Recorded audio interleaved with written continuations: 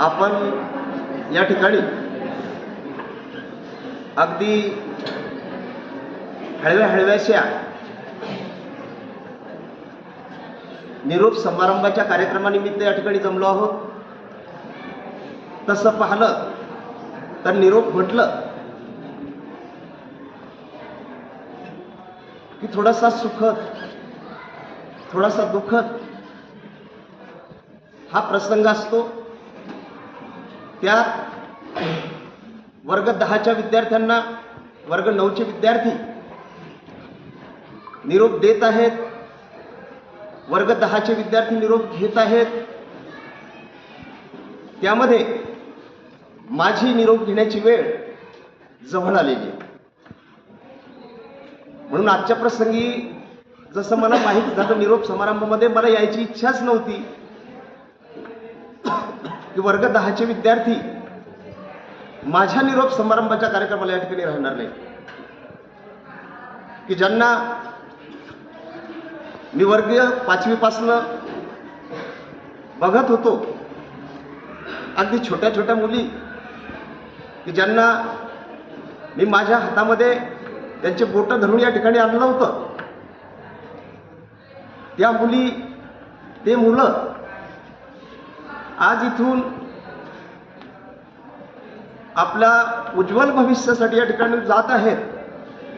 परंतु माझ्या स्मरणामध्ये त्या वर्ग 10च्या विद्यार्थी इथून जातात, त्यांच्यासाठी मी कधीच विसरत नाही. जी जी बॅच येते त्या त्या बॅचला प्रत्येक गावामध्ये जाऊन, आपल्या साखरखेड्यामध्ये जाऊन, प्रत्येकाच्या घरोघरी भेट देऊन त्यांना मी घेऊन येत असतो. आणि वर्ग 5वीमध्ये आल्यानंतर त्यांच्या ज्या काही तक्रारी असतात, छोटे छोटे बोबडे बोल असतात, त्या बोबड्या बोलांनी त्या आपल्या तक्रारी माझ्यापर्यंत पोहोचत असतात. पाझडे सर काय आहेत याची जाणीव त्यांना थोडी थोडी होत असते. आणि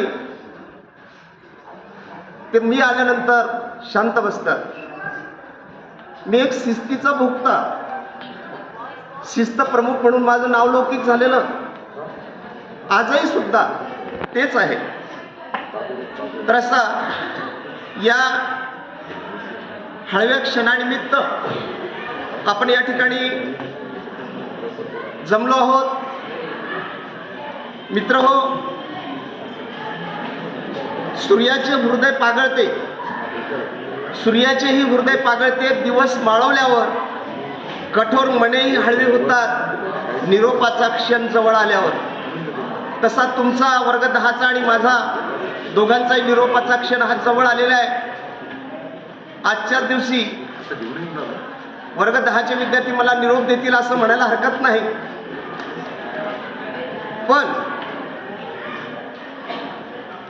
मी माझे अनुभव या ठिकाणी कथन करतो की मागे पाहिलं तर खूप खूप काही आठवतं. वर्गामध्ये गेल्यानंतर त्यांचा आरडाओरड, सर आमचा कार्यक्रम आहे, सूत्रसंचालन आमचं असं आहे, सर कुठे सुधारणा करायची हे मला पाहायला भेटणार नाही. पुढे तुम्ही माझ्या समोर येणार नाही. पण मला या शाळेविषयी अभिमान राहील, मला आठवण राहील.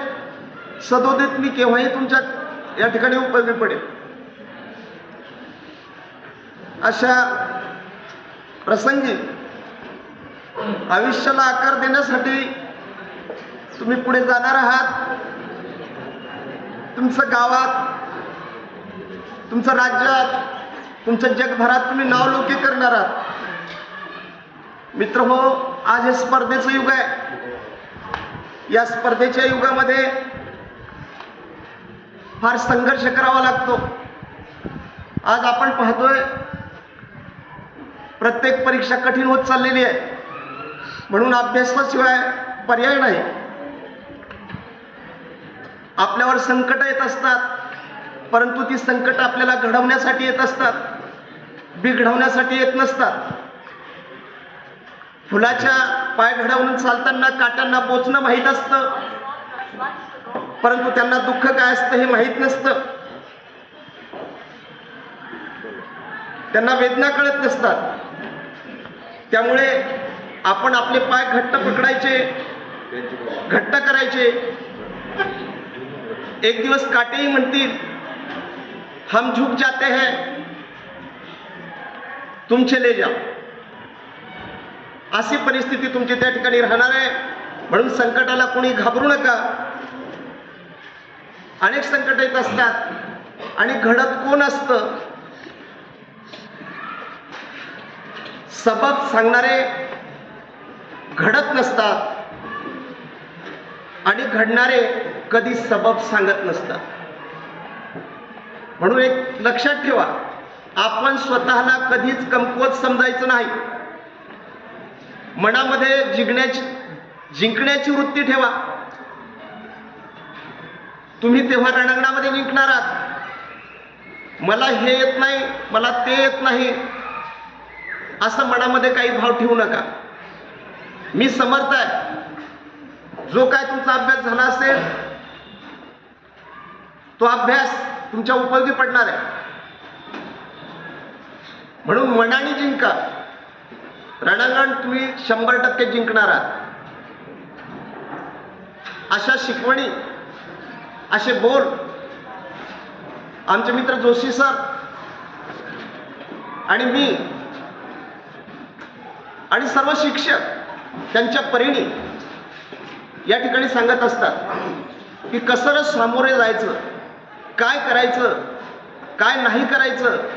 ह्या सर्व गोष्टी आपल्या इथे कोणी बोलकं असतं, कोणी बोलकं नसतं. कोणाला बोलण्याची इच्छा असते परंतु धाडत नसतं. परंतु त्यांच्या परीने सांगण्याचा प्रयत्न आपल्या सर्व शिक्षिका आहेत, आपले सर्व शिक्षक आहेत, सर्वजण त्या ठिकाणी आपल्या परीने सांगण्याचा प्रयत्न त्या ठिकाणी करत असतात. कोणाला स्टेजवरून सांगावंसं वाटतं, कोणाला वैयक्तिक सांगावंसं वाटतं, कोणाला वर्गामध्ये सांगावंसं वाटतं.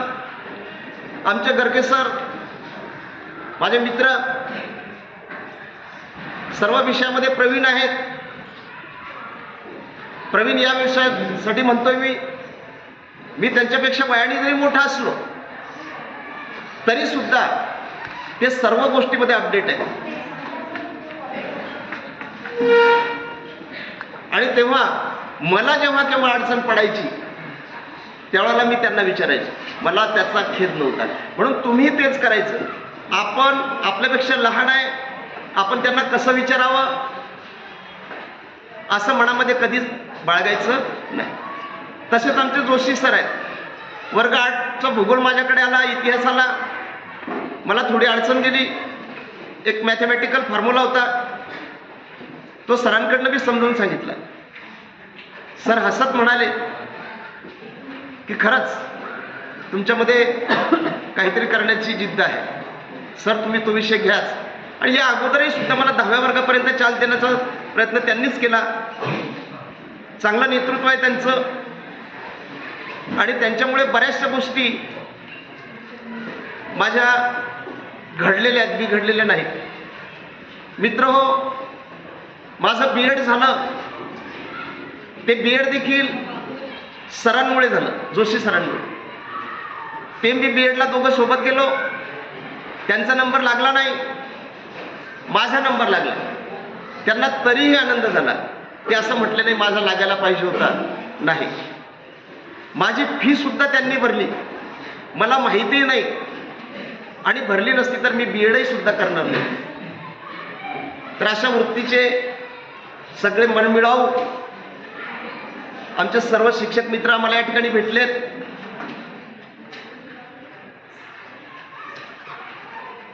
तर एक उदाहरण तुम्हाला सांगतो तुमच्यासाठी. एक लाल बहादूर नावाचा मुलगा होता. लाल बहादूर, रामपूरचा राहणारा. त्यांची घरची परिस्थिती हलाखीची, गरिबीची परिस्थिती. आई वडिलांनी केलेले संस्कार की आपली परिस्थिती गरिबीची आहे आणि आपल्या गरिबीच्या परिस्थितीमध्ये आपण त्या पद्धतीनंच वागलं पाहिजे असे आईवडिलाचे संस्कार. त्यांना शिक्षण घ्यायचं होतं, परंतु एक गंगा नदी होती, त्या गंगा नदी ओलांडून पलीकडे जावं लागत होतं शिक्षणासाठी, पण जाण्यासाठी पैसे नव्हते. पैसे नसतानाही सुद्धा त्यांनी कसं शिक्षण घेतलं असेल की ते त्या गंगा नदीच्या काठावर जायचे.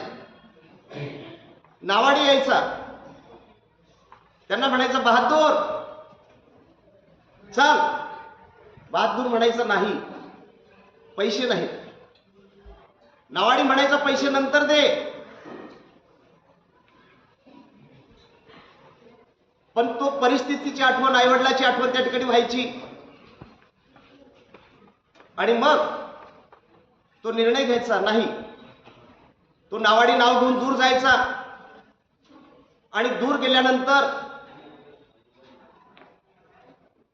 तो आपले शालेय ड्रेस जो होता, तो शालेय ड्रेस अंगावरचा काढून घ्यायचा.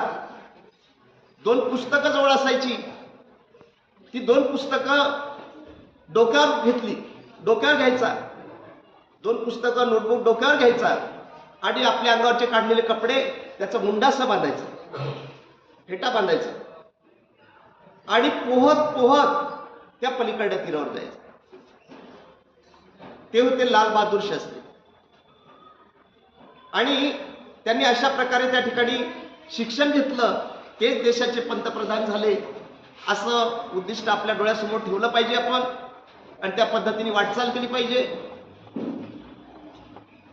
तुम्हाला वर्ग 10च्या विद्यार्थ्यांना भरघोस असं यश लाभो, चांगलं गुण तुम्हाला मिळो.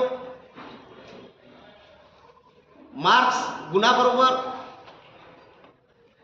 तुमच्यामध्ये असणारे गुण सुद्धा तेवढेच वृद्धांगित हो अशी या ठिकाणी अपेक्षा करतो. मी असं का म्हणतो, गुणाला किंमत नाही, तुम्हाला मार्क्स किती मिळाले याला किंमत नाही, त्याच्याबरोबर आपण किती गुणवान झालो याला महत्व, हे महत्वाचं लक्षात ठेवा. तुम्हाला बाहेर जायचंय शिकण्यासाठी, तेव्हा आपण ठरलं पाहिजे, मार्क्स तर मिळाले, गुण तर मिळाले, परंतु त्या गुणाबरोबर आपण किती गुणवान झालो, किती टक्के गुणवान झालो हे सुद्धा महत्वाचं आहे. तसेच गुणवान व्हा. जेव्हा कुठे आम्ही भेटू, म्हातारे झाल्यानंतर भेटू किंवा कुठेही भेटलात तर 2 शब्द विचारायला विसरू नका. सर कशी आहे तुमची तब्येत, कशी आहात तुम्ही, कुठे आहात तुम्ही, फार हृदय भरून ये. परंतु येताना बोलताना शिस्त ठेवा. फार हृदय भरून येतं मित्र. मी ज्या वेळेला जातो, काही मुलं अशी येतात, काही म्हणतोय मी बस स्टँडवर उभा होतो. एक दिवस पिंपळगावचा एक विद्यार्थी होता, 25 लाखाचं त्याला पॅकेज होतं. त्यांनी मला पाहिलं, गाडीतून खाली उतरला, गाडी जाऊ दिली मला पाहिल्यानंतर आणि पटकन माझे पाय पकडले, माझं दर्शन घेतलं. अरे म्हटलं काय गरज होती? नाही म्हणे सर मला राहवलंच नाही. आणि त्या दर्शनामुळे त्याची गाडी निघून गेली. असे काही गुण आपल्यामध्ये असले पाहिजे. म्हणून आपले कोणी शिक्षक असेल, आपले गुरुजी असेल, त्यांची आठवण ठेवा. शाळेला आपल्या वर्ग शिक्षकांना, सब्जेक्ट शिक्षकांना त्या ठिकाणी विसरू नका. तुम्हाला शुभेच्छा देतो आणि एवढे बोलून मी माझे लांबलेलं भाषण त्या ठिकाणी थांबवतो.